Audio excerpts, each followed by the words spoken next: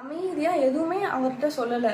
சரி நீங்கள் எந்திரிங்க, உங்களுக்கு அந்த திராட்சை தோட்டம் திரும்ப வரும், அவன் வந்து கொடுப்பா அப்படின்னு சொல்லிட்டு அவன் போயிடுறா. போயிட்டு என்ன பண்ணுறான், ராபேத் இருக்கிற ஊரில் இருக்கிற லீடர்ஸ், அதாவது ஆசாரிகள், அவங்க கிட்டலாம் லீடர்ஸ்க்கு ஒரு லெட்டர் அனுப்புகிறான்.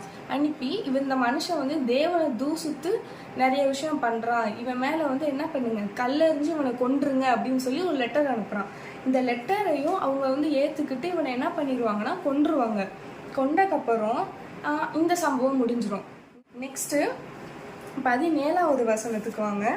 கர்த்தருடைய வார்த்தை எலியாவுக்கு உண்டாயிற்று. இப்போ இந்த எலியா யாருங்கிறத நான் பார்ட் 2ல அவனோட ஃப்ளாஷ்பேக்கை சொல்கிறேன். இதோட கிளைமேக்ஸ் வேணும்னா பார்ட் 2வை மறக்காமல் பாருங்க. கர்த்தருடைய வார்த்தை எலியாவுக்கு உண்டாயிற்று. 18வது வசனத்தில் அவர் என்ன பண்ணுவார்னா, எலியாவை வந்து அந்த ராஜாவுக்கு வந்து ஒரு வார்னிங் கொடுக்குறதுக்காண்டி எலியாவை அனுப்புவார். இந்த மாதிரி உன்னை வந்து கொலை செய்ய போகிறாங்க அப்படின்னு சொல்லி எலியாவை வந்து ராஜா கிட்ட சொல்லி கர்த்தர் வந்து அனுப்புவார். இப்போ 19வது வசனம். நீ அவனை பார்த்து நீ கொலை செய்ததும் எடுத்துக்கொண்டதும் இல்லையோ என்று கர்த்தர் சொல்லுகிறார். நாய்கள் நாபோத்தின் இரத்தத்தை நக்கின ஸ்தலத்திலே உன்னுடைய இரத்தத்தையும் நாய்கள் நக்கும் என்று கர்த்தர் சொல்லுகிறார் என்று சொல் என்றார்.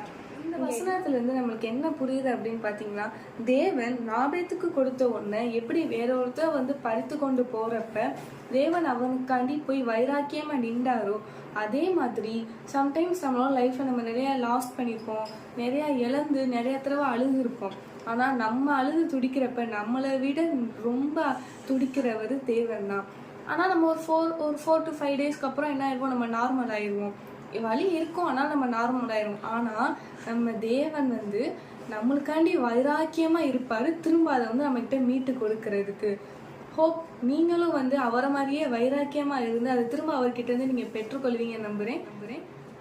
பார்ட் 2ல எலியாவோட எதுக்கு எலியா அந்த கதையில் வந்தார், அவரோட ஃப்ளாஷ்பேக் என்னங்கிறது கிளைமேக்ஸை நெக்ஸ்ட் வீடியோவில் பார்ப்போம். பாய்.